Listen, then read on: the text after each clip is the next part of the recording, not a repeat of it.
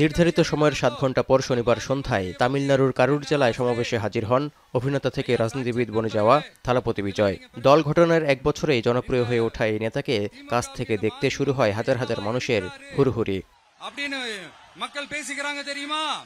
এ সময় পদপিষ্ট হয়ে হতাহত হন বহু ভক্ত সমর্থক। মুহূর্তেই থালাপতি বিজয়ের দল তামিলগা ভিত্তিক কাজগাম টিভিকের প্রচার সভা রূপ নেয় মৃত্যুর মিছিলে।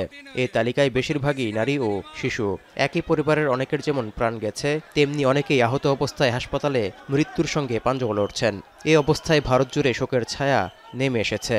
কান্নায় ভেঙে পড়ছেন স্বজনরা। ரெண்டு பையன் ஒரு பையன் இறந்துட்டான், பெரிய பையன். சின்ன பையனை காணா, வீட்டுக்காரம்மா வேற ஐசியூல வச்சிருக்காங்க, எங்க அண்ணிய வேற। আমি বুঝি নির্মাণের শিল্প, সালাম স্টিল বোঝে ডিউরেবিলিটি। সালাম স্টিল, মোস্ট ডিউরেবল স্টিল। এত মানুষ হতাহতের ঘটনায় হৃদয়ে চূর্ণ বিচূর্ণ বলে সামাজিক যোগাযোগ মাধ্যম এক্সে শোক ও সমবেদনা জানিয়েছেন থালাপতি বিজয়। এছাড়া এই দুর্ঘটনার জন্য আইনশৃঙ্খলা বাহিনীর গাফলতিকে দায়ী করছে থালাপতির দল।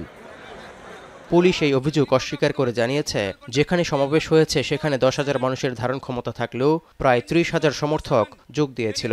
এছাড়া শনিবার সকাল 10টা থেকে বিকেল 3টা পর্যন্ত প্রচার সভার অনুমতি দেওয়া হয়েছিল। বিজয় দুপুর 12:30 নাগাদ পৌঁছানোর কথা থাকলেও সন্ধ্যা 7:30টার পরে পৌঁছান। গরমের মধ্যে না খেয়ে এত দীর্ঘ সময় মানুষ অপেক্ষা করায় অনেকেই দুর্বল হয়ে পড়েন। যখন থালাপতি সমাবেশে যোগ দেন তখন অনাকাঙ্ক্ষিতভাবে এই দুর্ঘটনা ঘটে বলে জানিয়েছে পুলিশ। এই ঘটনায় শোক জানিয়েছেন ভারতের রাষ্ট্রপতি দ্রৌপদী মুর্মু, প্রধানমন্ত্রী নরেন্দ্র মোদী, স্বরাষ্ট্রমন্ত্রী অমিত শাহ, তামিলনাড়ুর মুখ্যমন্ত্রী MK স্ট্যালিন সহ আরও বহু রাজনৈতিক নেতা। এছাড়া মারা যাওয়া প্রত্যেক পরিবারের জন্য 10 লাখ রুপি এবং হাসপাতালে চিকিৎসাধীনদের জন্য 1 লাখ রুপি অনুদান দেওয়ার ঘোষণাও দিয়েছেন মুখ্যমন্ত্রী MK স্ট্যালিন। তামিলনাড়ুর 38টি জেলায় গুরুত্বপূর্ণ শহরে প্রতি শনিবার ও রোববার সমাবেশ করে যাচ্ছেন থালাপতি। 2026 সালে হতে যাওয়া বিধানসভা নির্বাচনকে সামনে রেখে এ প্রচারণায় নামেন এই নেতা।